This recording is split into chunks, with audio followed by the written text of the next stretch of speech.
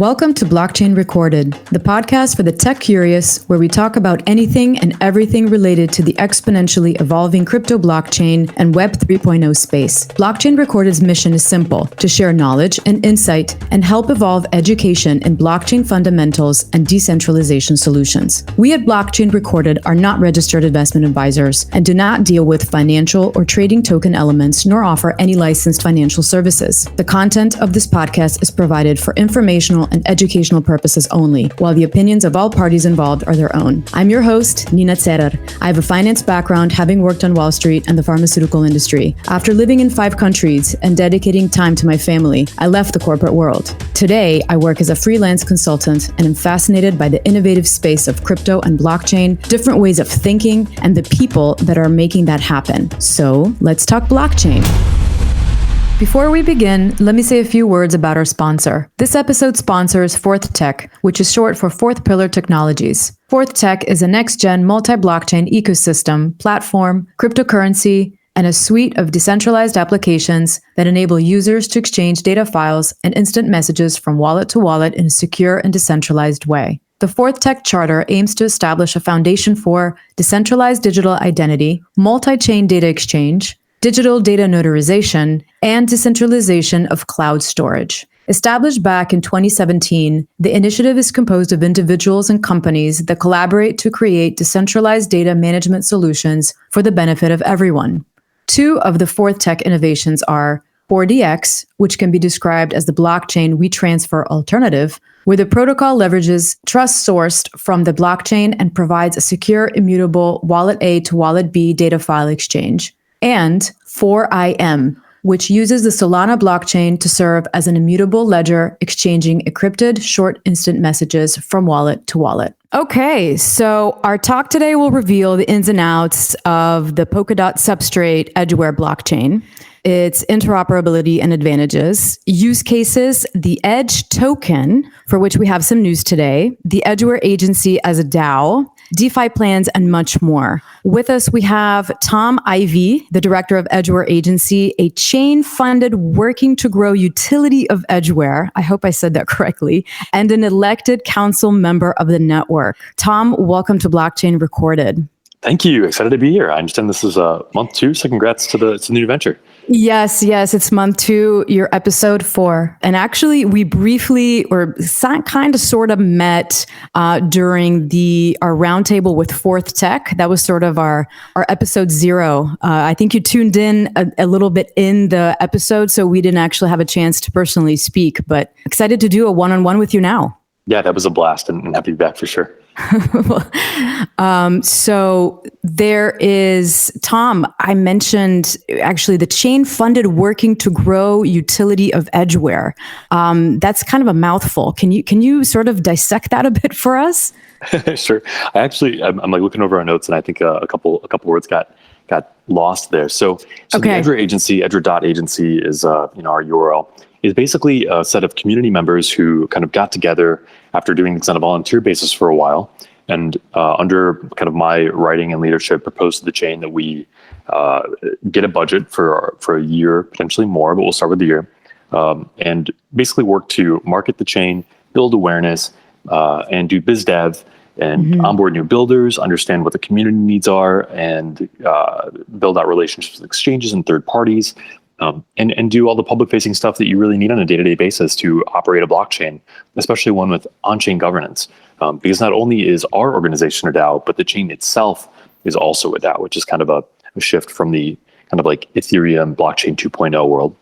Right. So thanks for that. There's so much to ask regarding the Edgeware and Polkadot ecosystems. But first and foremost, can you tell us about yourself and how your path has led you to the crypto blockchain world where you are today? Yeah, absolutely. So I actually have a degree in the ancient world of academia in philosophy. And from there, I kind of took a strong interest in like just public and political economy. I think this is like people talk about religion and morals. And I was like, these things seem to be kind of fading in power. What is the most efficacious way to deliver improvements to people on a day-to-day basis? And I was like, okay, probably by participating in designing economies. I ran briefly for office after college in my home state of Michigan here in the United States. And that was largely an experiment. Was doing governance experiments then, doing governance experiments now, so no changes there. And I dropped out because I was very dissatisfied in the pay-to-play nature of that space, which was like they wheel you in front of the special interest groups, and they say, hey, you got to kiss the ring, agree to promises. If you do not, we will find somebody who will agree to those promises. So in the US, I just felt like, the system was blocked at the very beginning by how much money you had or how much money you could extract from special interest groups. From there, I got introduced to my old team, Commonwealth Labs. They were just beginning to conceive of Edgeware, the network. After speaking with Gavin Wood, and I can get into that later, the kind of like Edgeware origin story. And I was like, hey, you guys, it seems like you are trying to innovate in the space of governance. I think digital governance is one of the highest kind of return on investment ways to improve societies across the world. Let's hang out. And from there, we launched Edgeware. And I left Commonwealth Labs at one point and did that to help lead the agency. And Commonwealth Labs continues to participate in the network. They're council members and a massive developer contributor. But the community really owns and operates the chain. So all cool stuff. Yeah, I find that fascinating in terms of the DAO. We'll definitely get to that later, but I just keep getting back to you being a college student and studying philosophy and being preoccupied or actually wanting to improve the world. But way back then, when I think about college, that's, I think it was a different story for me. So kudos to you, because, it's sort of like you've had your moral hat on early on. Yeah, it's definitely been an obsession. But to your point, I spent also a good amount of time learning to DJ, and now I also produce electronic music on the side. So I got the traditional college experience in for sure. Oh, that's awesome. That's interesting. That's great. So let's just jump in and talk about the Polkadot ecosystem. As far as I understand, so there's two structural components of the Polkadot multi-chain, if I'm not mistaken, right? There's the relay chain, and then there's the parachains. But for the relay, or just the layperson, for the regular listener, this can be really confusing as there's substrates, parachains, as I mentioned, the relay chain. Can you maybe clarify that for us a little bit so we can start off with a clean understanding? Yeah, absolutely. So substrate, I'll start there. I prefer to call this like the WordPress for blockchains. It's a kit that is highly modular that you can deploy to build a variety of chains that focus on the kind of like business logic and use case. And we used it to deploy a smart contract platform that has on-chain governance. Meanwhile, Polkadot used it to deploy a relay chain, which provides security to other chains. We're probably going to see a huge explosion in people using this kind of like technical stack of substrate for many different purposes. And the relationship between a parachain and a Polkadot or a relay chain is simply one of transferring the kind of authority to validate and produce blocks or to control the state change of the chain to the relay chain network, because it obtains better kind of economies of scale. If you pool your funds, like my favorite explanation for this is a relay chain is the United Nations, and parachains are member states. They're pooling their resources and their security stuff so that they can obtain a better quality with lower cost. And that's kind of like the big innovation. And in the future, we might even see non-substrate based chains connect to Polkadot or other relay chains as parachains. But for now, substrate really enables a modular and plug and play experience. This is, it's still so new and so early in the substrate ecosystem that some of these features aren't totally present. But long term, I think it's going to be massive. It's going to be so easy to build and launch chains. It's like bring your validators, bring your business use case, and let it rip, and you'll be good to go. And sorry, go ahead. No. Keep going. So that would be possible. You're saying that today we have the substrate concept, but in the future that won't be necessary. Well, I'm saying that even what substrate looks like today will probably change markedly. Like you could even imagine, a one-click launch a blockchain, attract some validators, design your token economy. Substrate as a philosophy for architecting blockchain ecosystems is just profoundly different. It says let 1,000 flowers bloom. Because the costs of launching, operating, maintaining, securing them becomes so low. And if we think back to the original kind of like blockchain innovation, we were like, oh yeah, blockchains make coordinating cheaper and the transaction costs lower and the firm costs of doing business across the globe 24 hours in a secure way without an intermediary increasingly low. So Substrate is like an evolution of that stage. It's like we invented the blockchain to make some things cheap, and now we're reinventing the blockchain ecosystem to make it a lot cheaper. Okay, so then let's talk about where Edgeware connects here. So can you explain the concept and incentive behind the Edgeware creation and its main goal? Mm-hmm. So way back when, what feels like 2 decades, and it was really, maybe about 3 years ago. Thanks COVID for distorting all of our perceptions. Yeah, sure. Yeah. Commonwealth Labs, my former team and one of the main contributors to the launch of Edgeware, was sitting down with Gavin Wood, currently leader of Parity and one of the co-founders of Ethereum. And he needed somebody to launch a smart contract platform using this brand new kind of technical product called Substrate. They were looking at the Polkadot and Relay Chain future, but nobody had quite yet announced that they were going to use this to build any of the parachains. So our team committed to that.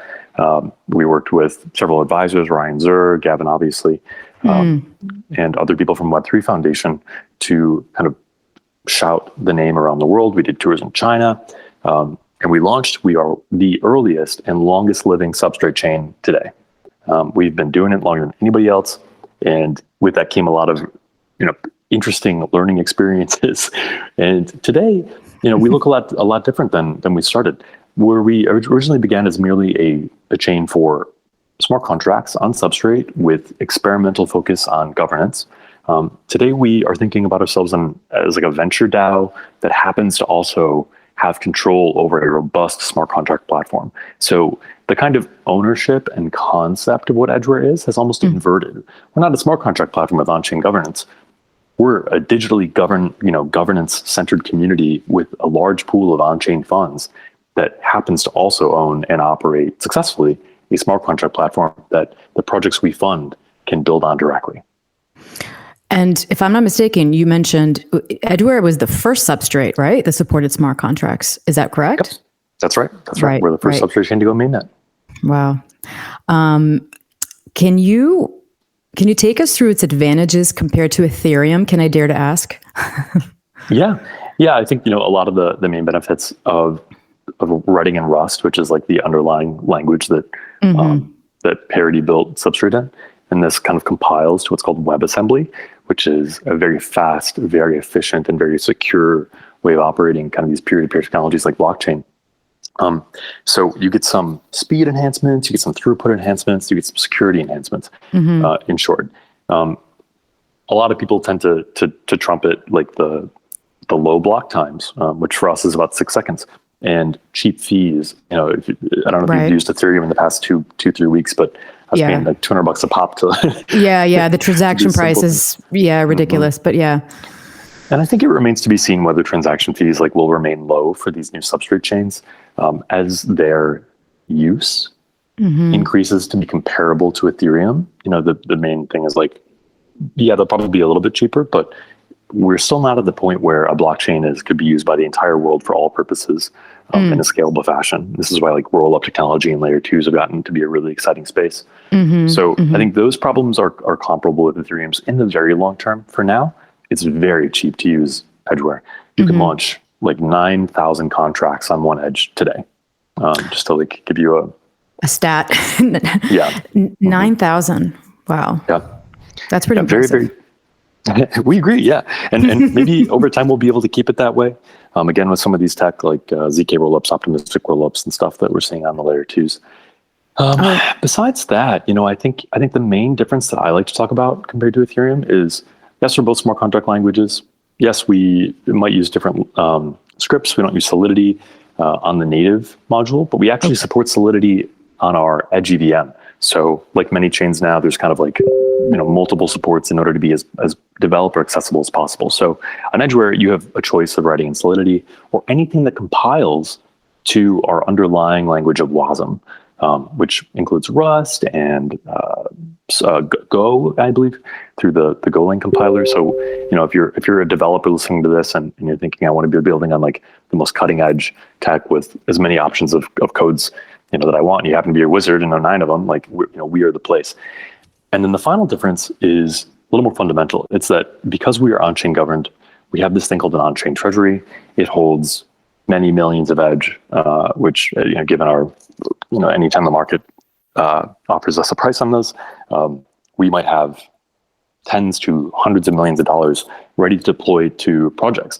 This like central pool of funds is something that Ethereum does not have, and basically will never have, because of its like underlying kind of ethos of being an immutable chain, where kind of like the developers and the miners set the rules for now.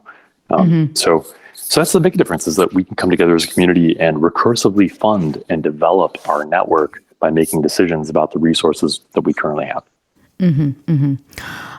You mentioned EVM. I think we're going to I'll sort of touch upon that later. Okay, so we talked about the advantages with Ethereum. What about Moonbeam? Can you clarify maybe the distinction between Edgeware and Moonbeam? Am I being too facetious when I'm asking? No. It's a great question.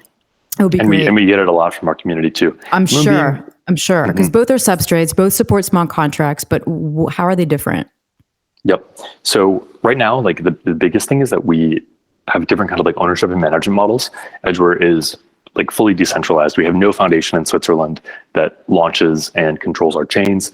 We don't have a pseudo key, which can be used to implement, urgent or last minute changes like other blockchains might have, that are kind of taking a progressive decentralization route. So right now we are the most decentralized substrate chain. We are resilient to governance attack because sometimes we don't even get along, so nothing happens. But if you're worried about chains getting shut down by a single authority or some developers in Switzerland or something, that's not going to happen on Edgeware. I don't think it'll happen on Moonbeam either. But in blockchain, if you have these like billion-dollar protocols that might make some far-off country mad one day, you want to make sure that you are resilient to kinds of attacks. So I think Moonbeam is so new, and they'll eventually get here. For now, our status as being the oldest live mainnet in Substrate has some advantages. They have a different kind of use case and niche as well. Moonbeam is currently focused on providing an extremely effective EVM development environment on Substrate, and presumably connected to Polkadot, as they're already connected to Kusama on their Moonriver platform. Edgeware says, we want to be a little less opinionated, and instead of focusing purely on the kind of like development tooling, we want to focus on the community side as well. So, there's a lot of similarities. I would say that we are a little more broad in our scope and a little less deep on the EVM side. And again, we kind of think of ourselves again as mostly a DAO, an online community with governance skills and interests that collectively kind of squad wealth, if you've ever heard this phrase from crypto kind of like think tank, other internet is really interesting, of having pooled our resources to make decisions. And that's something that Moonbeam, I think, doesn't focus on at this time. Do you collaborate with them at all, or how does it doesn't work that way? Not yet. No, I mean, so one thing that we're all really grateful to is Moonbeam's developer expertise on the EVM layer for Substrate, which is called Frontier. Parity kind of launched this, and now Moonbeam is really taking the lead and continuing to develop it. So because everything is modular in Substrate, if one chain has an innovation, it's very easy to plug and play that for anybody else. It's like, the magic of open source technology is that we get to share innovations. So, we're kind of indebted to their constant expertise and growth there. So how we work with Moonbeam is through open source tech, by sharing pull requests on GitHub, like many other projects do. Years ago, we had spoken with PureStake, the team behind Moonbeam, because they were interested in working with the substrate space. And so we had sat down in San Francisco and just provided a bit of insight and some road mapping on what we were doing. And they went on to launch Moonbeam. So we've been friends with them for forever. We continue to benefit, but for now, I think we're both very, very busy with our own projects. Yeah, I can imagine that. So let's jump to cross-chain interoperability. I'm just curious, we've talked about a lot of concepts here. How does the cross-chain interoperability between Polkadot substrates work? I mean, you did touch upon it a little bit before, but can you give us a more practical example? Mm-hmm. Yeah, just taking a minute to think here. So one thing to clarify is that both Polkadot, Edgeware, and any of its parachains, Polkadot's parachains, all run on Substrate. So again, that's like this WordPress for blockchains type layer. Oh, right. Okay. Mm-hmm. So the interoperability between different Substrate chains can take a few different forms. There's a traditional kind of like bridge where there are kind of validator-like verifiers on both sides that read what are called headers from the chain and parse and pass these along the bridge and freeze and unfreeze tokens maybe, or pass extrinsics or kind of like functions or commands within the Substrate ecosystem. And then you've got the parachain relay chain relationship, which is much less kind of peer-to-peer or ad hoc, if you're familiar with like some networking terms. And instead it has a very hierarchical thing. So bundles of data, the block basically get analyzed and put together by fishermen and a parachain, which are kind of like validators. And then I think they're still calling them fishermen anyway. And then they throw that up to the relay chain, and the relay chain's validators take a look at this now bundled block and either give it the stamp and validate it or don't. And then it issues the command, hey, it's looking good, back down. So that's the main difference, I'd say, for interoperability in Polkadot versus, say, Cosmos, or through any network that is deploying a kind of traditional bridge. Okay. I'll try to pretend that I understood that. I think the thing to come away with is that Polkadot is a hierarchical structure where one authority, things move vertically, whereas bridges typically move kind of horizontally. Yes. I can picture that. What about Polkadot auction markets? How do they relate? Do they relate to Edgeware? Yeah, that's a good question. So initially, when Edgeware launched, we were going to be the first kind of smart contract platform in Polkadot, and I mean, gosh, the relay chain project is massive. I think we're still kind of maybe a few months away, if I had to guess, from Polkadot going live with auctions. And so in Kusama, we're seeing, I think we're at auction 9 right now, and things are going well. The mechanisms, the economics of it all seem to be playing out. They are a little complicated, and frankly, I probably am not the best person to try and explain those at this point in time, because the Edgeware community, given that it is community owned and totally decentralized, has expressed an interest in remaining a solo chain.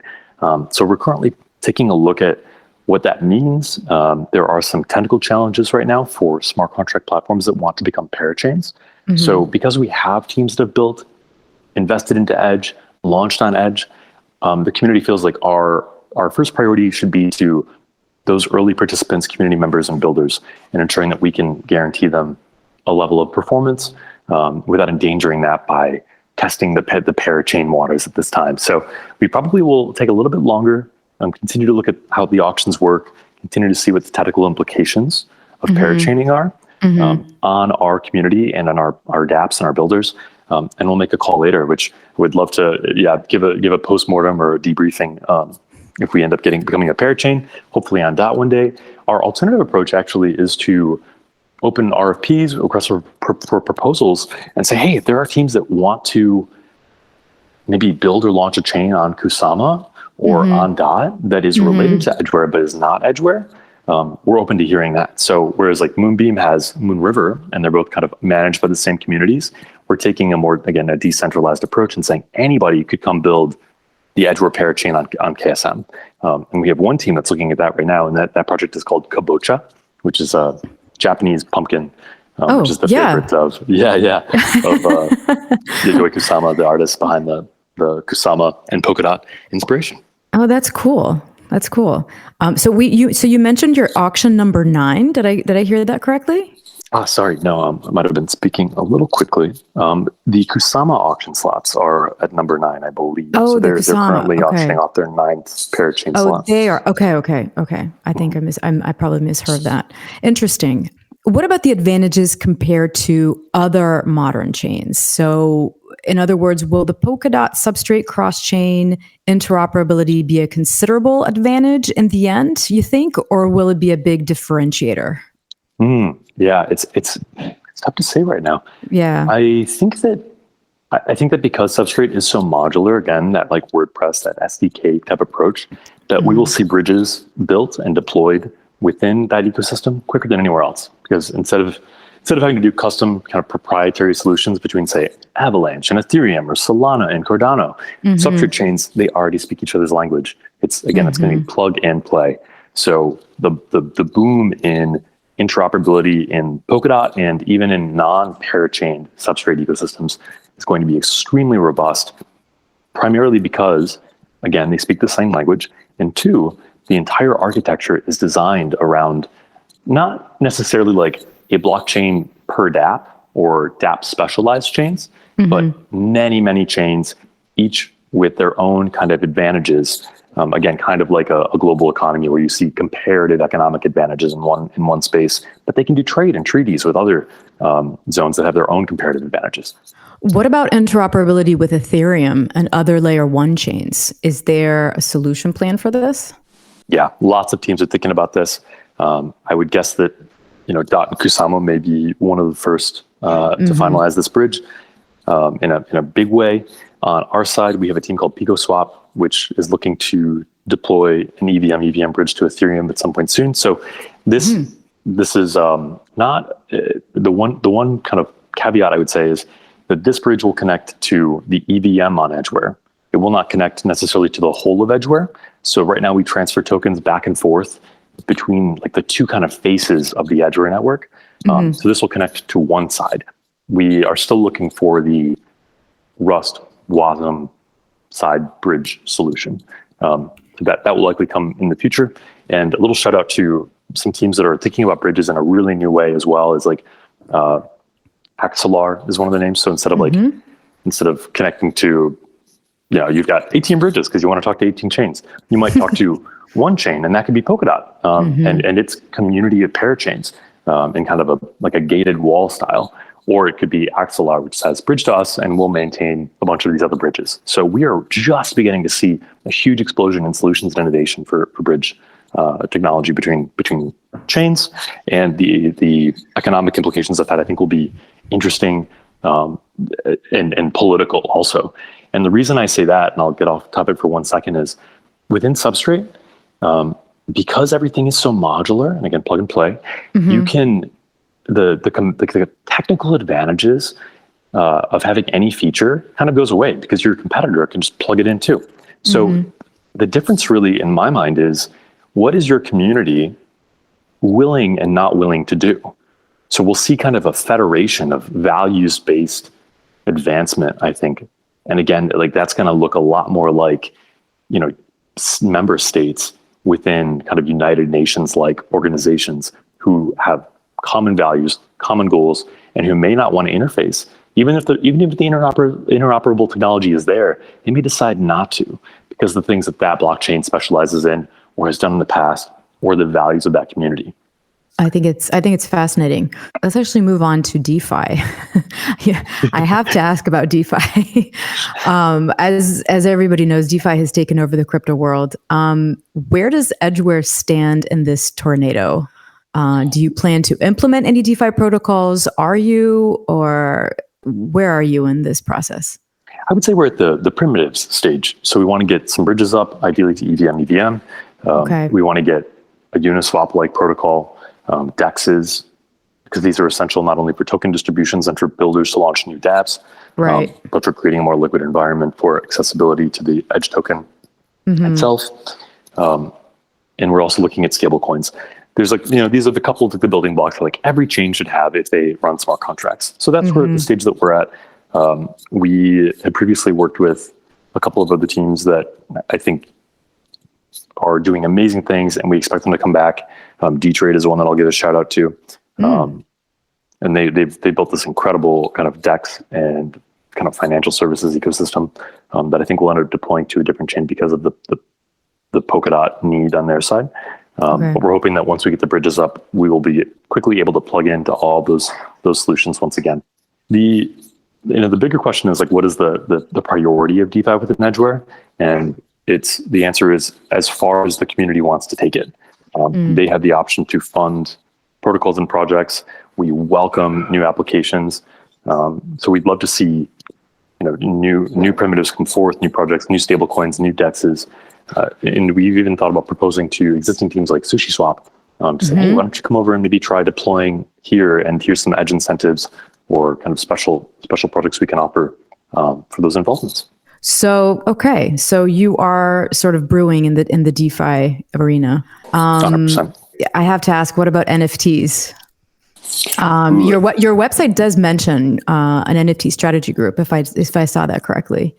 Yeah. So we have a lot of our community organized by like working groups and interest groups that look like just kind of like cross organizational, industry specific. So the NFT strategy group and like Web3 media broadly work on specific offerings, technical solutions, and community building for all of those kind of cases. The few projects that I would love to name drop are Zine, that's ZIEN, and they are working on a WhatsApp integrated NFT curation and minting platform.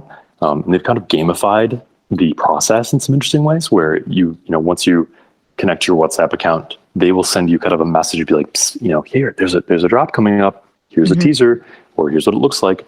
And then you get the chance to participate in this kind of gamified auction for the chance to win the right to reproduce the artwork in some way. So it might be a CAD file, a 3D file that you can do printing of. It might be instructions on how to actually paint it yourself, or somehow kind of like, make the thing.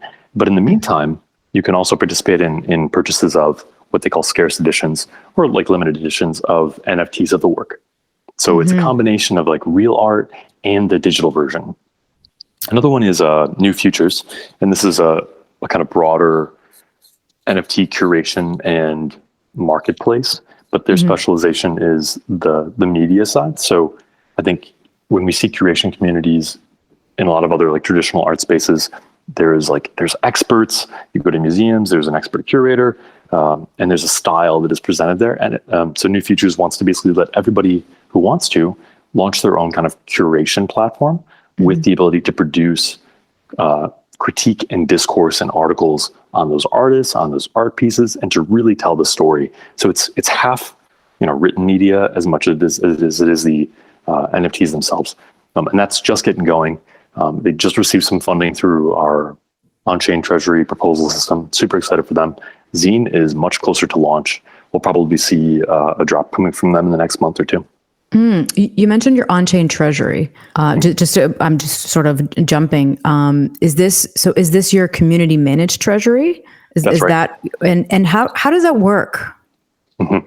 So there is an interface called Polkadot apps, so polkadot.js.org. Or there is the Commonwealth interface. Commonwealth is a multi-chain governance portal and community forum, kind of like Discord with some blockchain-specific features and integrations. And that comes from my former team, Commonwealth Labs. Edgeware was the first to support Commonwealth.im, and I think it's great. It's like a very easy way to interact with Substrate chains and increasingly other chains.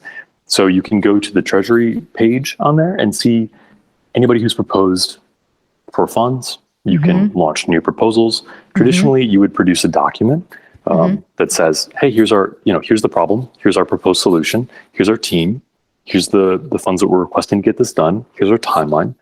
And we break this down into milestones. And then our entire community of edge holders, the referenda body, gets to vote on whether they want to disperse funds to approve that work. So this is something that is kind of unique within Substrate is we've eschewed or chosen not to like over prioritize the value of the council, which I'm a member of, but it's a member of like 12 to 14, active participants who are elected to those roles. But we typically act as like watchdogs and kind of review the overall governance strategy rather than direct the chain's governance actions. So we leave as much to the broader body of all edge holders as we can. And it's extremely messy and extremely fun. Why is it messy? Well, it's like you got to figure out how to maximize participation. You need to think about things like flash loans in the future, when we do have these primitives installed and these bridges up so that people can't, borrow edge to just flip a vote, towards their team or something. So it's very, again, experimental. The politics are beautifully alive, and you don't always get along with everybody, but at the end of the day, you're all getting to participate in something that has never really happened before, which is that people around the world can come to common decisions around things like this, $300,000 or something. Like, this is insane. Right. The anonymous accounts on Twitter with anime avatars are like sitting down and doing a financial analysis of your common venture. It's just a very exciting and new world. Yeah, definitely. And I also wondering, because I noticed you have the term collectives that you use on your website. So are these collectives also part of the DAO? Everything's a Yes. DAO. It's DAOs all the way down. Yeah. DAOs all the way down. So, because you describe them as group of entities, right, working to achieve a common objective, or entities motivated by a common interest. So, and this is how they're all divided, right? So you have your proposals channel, you have your Edgeware Agency. This is where you are. Is that, am I understanding this correctly? That's right. And then you have the DAO working group, et cetera, et cetera. So everything's a DAO with this. Yeah, we actually kind of encourage that. I think one challenge with like just huge rooms of people, kind of a referenda body, like a coin voting it out, is that you get a kind of like low information decision, which is that, okay, the entire pool decided yes or no, and this is the majority.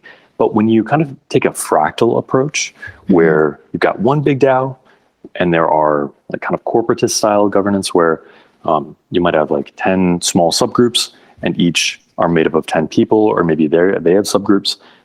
You kind of have a more clear flow of information. You identify who the influencers and leaders are. And I think it's easier to come to agreement and then let those agreements and disagreements kind of bubble up to the top layer. So it's partly a community growth strategy that we took after I kind of became the community and growth lead a couple of years back.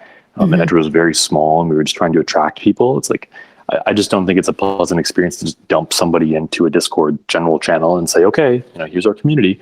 I wanted to structure things so that, you would show up and immediately have people with shared values, shared interests to relate to. Because I feel like that's partly what a lot of us do in blockchain is we're in it for a predominantly kind of like social movement experience. Yeah, absolutely. As well as an economic one.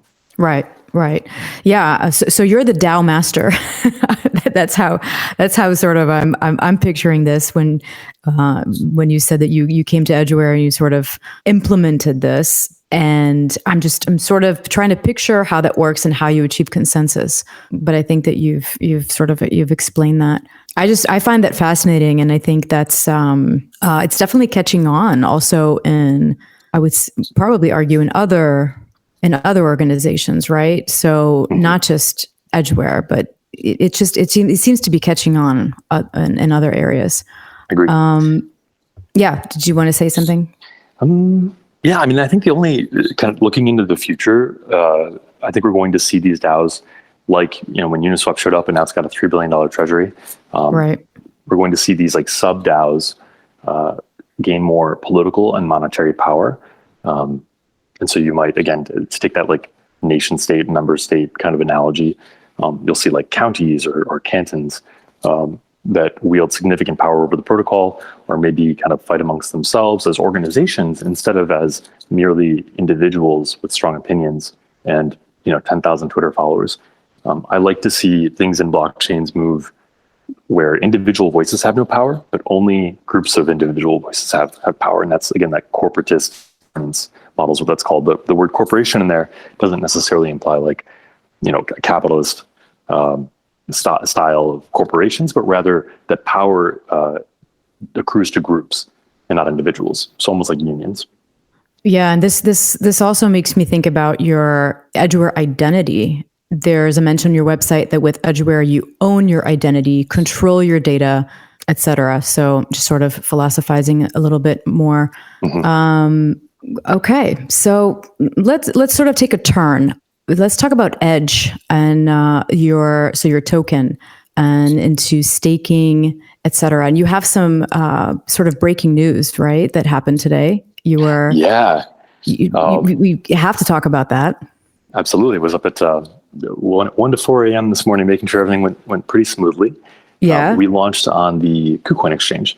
Yeah. So KuCoin is rapidly growing. We're super excited to be there, and partly because it gives us accessibility to many parts of the world that our existing kind of official exchange, or kind of community approved exchange, I'll say, Bittrex Global doesn't have access to. So now more people can access and participate in the Edge ecosystem than ever before. That's a big win for us. It makes us more resilient to a variety of like economic problems and attacks. And it's something the community has wanted for over about a year, really. The process used here was strange because it had never been done before. We went to KuCoin and we said, hey, we're like a DAO. There's no a main corporation here. We don't even really have a core dev because we're just a set of people cooperating, a set of organizations cooperating. How can we onboard to your exchange? And KuCoin said, that's insane. We've never done it before, but let's figure it out.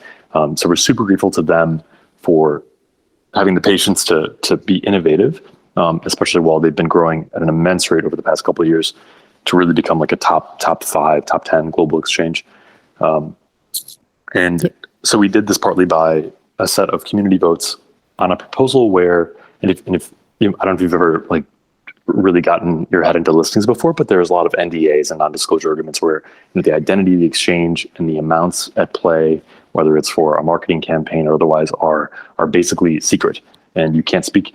So we had to go to our community and say, hi, we think we've got a cool opportunity here. We cannot tell you what it is. Yeah. And how did that work? I mean, it worked. It did. Yeah. But it was not easy. It was an immense exercise of trust. It required a strong reputation within that community for them to say, okay, we believe you. We're going to use a multi-sig so that at least three people out of 4 or 5 have to agree to do this thing, so that there's some oversight. And then we're going to trust those smaller groups, again, it's groups all the way down, to report back if there are any issues. So we designed a kind of like watchdog and multi-signatory process. We developed amounts that were blinded. So we said, okay, it's going to be an amount somewhere between this and this. And probably 2x, 3x is what we're going to ask for. And if whatever we don't use after this is conducted, we'll go back to the Treasury. And the community said, okay, we're going to prove it. We don't necessarily like this process, but we're going to just try it. Because again, we were born in governance experimentation and we'll probably continue to live there for many years to come. So it took about 7 months total to get the KuCoin listing from start to finish. Oh, wow. And in that time, there were multiple corporations lended their regulatory kind of secured, like not secured, I don't know what like stance or status to help sign paperwork and take on the liabilities. KuCoin was very flexible in interacting with multiple parties to make that happen. So it was not just individual voters or anonymous online accounts voting. It was real organizations with filed paperwork across the world contributing to this, again, decentralized process. So you're the first DAO to be listed on KuCoin? I don't think that's the case. No? I think, my guess is like Uniswap tokens are probably on KuCoin as well. There's a couple others. Sure. But those were largely adopted from KuCoin itself. So, we did an outbound reach out and say, hey, will you please talk to us about this? And I think in those cases, they saw broad global interest in Uniswap, for just example, and said, we're going to take the initiative and list them and do the integration work ourselves. So it was the outbound inbound difference. I think we were probably the first DAO to go and really negotiate and ask for a listing, whereas KuCoin took the initiative in previous cases. Right. Okay. Can you talk about edge staking? It's pretty standard proof of stake. The block production method and like staking paradigm is called nominated proof of stake. So if you are familiar with the EOS, which was just kind of traditional, well, I guess actually it's delegated proof of stake. The difference between delegated proof of stake, and our nominated proof of stake is that individuals, the ability to participate in governance and the ability to secure the network through staking are different rights associated with a token. So in EOS, only validators could vote. In Edgeware, you can stake, you can vote, you can validate, you can run for office, and you don't have to be staking necessarily to as a validator to nominate your tokens to anyone else through sorry, that's confusing. No, it's fine. My other question is, who can participate in the block validation process? Is there a proof of stake validation process, or are there block validations made by the Polkadot relay chain? Yeah, so if you were a parachain, in which Edgeware is not, the responsibility and rewards of validating happen at the Polkadot level. So once you become a parachain, all of your validators get, fired more or less, and you start using Polkadot's validators.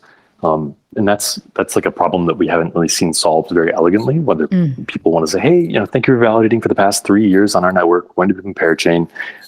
And so maybe we'll see subsidies of token buys so that existing community participants and kind of beloved validators can participate on the new relay chain level. The incentives have not, come out yet, basically. So new unknown field there. For Edgeware, there is no gatekeeping on who can validate. Right now, it's just that you have to receive nominations or offer up your own stake attached to your validator node, large enough to enter the set, which is limited. So I think there's about 90 to 100 validators right now live on Edgeware. Kusama and Polkadot are reaching for the stars. They're shooting for, I think, 1,000 at some point, and finding some technical challenges along the way. But that's why Kusama was born, was to do all these kind of canary net tests of the new styles. What are other token functions for Edge?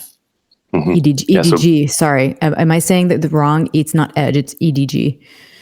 Either works. I think I type EDG, but I say it Edge. Okay, you do say Edge. It's the ETH conversation, I guess. Yeah. Yes. If someone starts saying Edge, I'm gonna laugh though. No. No, Edge is just sort of a default way of saying it. So you can participate in governance, you can vote, you can stake and validate, right. And at some point soon you'll be able to kind of stake towards a variety of different platform applications. So we had a team that was investigating building on Edgeware, like a kind of, if you're familiar with Quora, it's a question and answer platform. And the idea is like you could stake Edge towards certain questions that you wanted answered in order to generate interest in, potentially researchers or whoever might be an expert there. And they say, oh, there's a huge bounty on this thing, or maybe I can earn the interest that's stored up on this question through staking. So some of the other like DeFi incentives are going to be really fun, I think, in our ecosystem. One of the benefits that I'm looking to build out right now is a paradigm called Edge Pass. So I like to think about Edgeware, again, drawing from my political experience, as kind of an auxiliary state. So if you live in a place, I live in the US, and we don't have government guaranteed healthcare, we get it through our workplace. If this is insufficient, I like to envision a future in which maybe the blockchain ecosystems that you participate in, by staking or holding their tokens, you get certain benefits.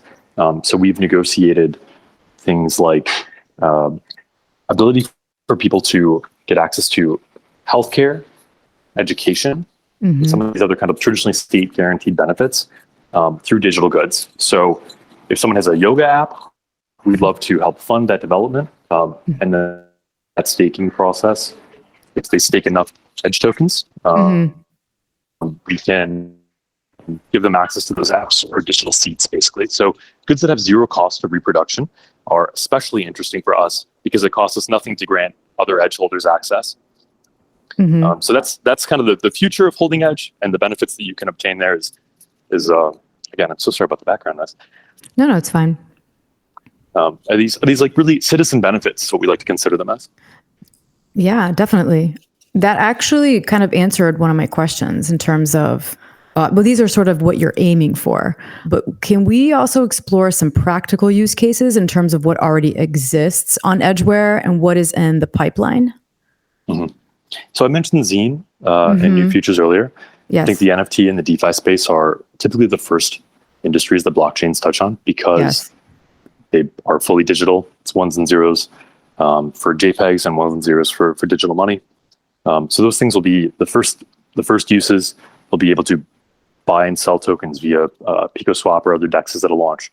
You'll be able to bid on art. You'll be able to stake it. You'll be able to vote and author proposals and bond to submit those to the network. I think those are the things that are most popular at this time. And I'm excited to see probably asking this question again in about 9 months, and I'll have many new answers for you. Definitely. Well, we'd love to have you back. But before we wrap up, I just have a few more questions for you. Coinbase Venture selected you to be part of an open financial system. Can you tell us more about that? Yeah, absolutely. So Coinbase, back when Commonwealth Labs was working on the core version of Edgeware, like pre-launch, invested, and as a result, Coinbase Ventures holds a lot of Edge tokens. Mm-hmm. So we are deeply interested in listing on Coinbase at some point. We're currently working on what's called the Coinbase Rosetta integration, which is an API that Coinbase asks projects to participate in before they can kind of go through their process. So they have, in our mind, an interest in bringing Edge to the world. They hold a lot of it, and they previously expressed interest in that. So that's kind of where things sit there. Mm-hmm. I think what they particularly liked about Edge was, again, that interest, that both the substrate technical layer as well as the governance experiments that we continue to conduct. Mm-hmm. So you've touched upon some of Edgeware's future plans and what's in the pipeline. Thom, what are your future plans within Edgeware? Yeah, it's a great question. I mean, it's kind of a personal question, but if you don't mind. Yeah. As the kind of director or chief cat herder of mm-hmm. my organization, the agency, mm-hmm. I'm always thinking about what's next for us as a group. Mm-hmm. In our proposal to the community, included in kind of one of our deliverables was to decentralize ourselves, to make ourselves mm-hmm. obsolete. Mm-hmm. I see yes, we're a group of thoughtful, helpful volunteers that became kind of like chain contractors, more or less. Mm-hmm. But in the future, I would love to see a lot of our talents and functions become bounties that are open to anybody around the world who can kind of prove to a curator or an oracle or a set of people that they performed an action and reap those rewards. So almost like a more, I want to say gig economy because it has like a bad rap these days, but like a blockchain gig economy through which chains can be managed.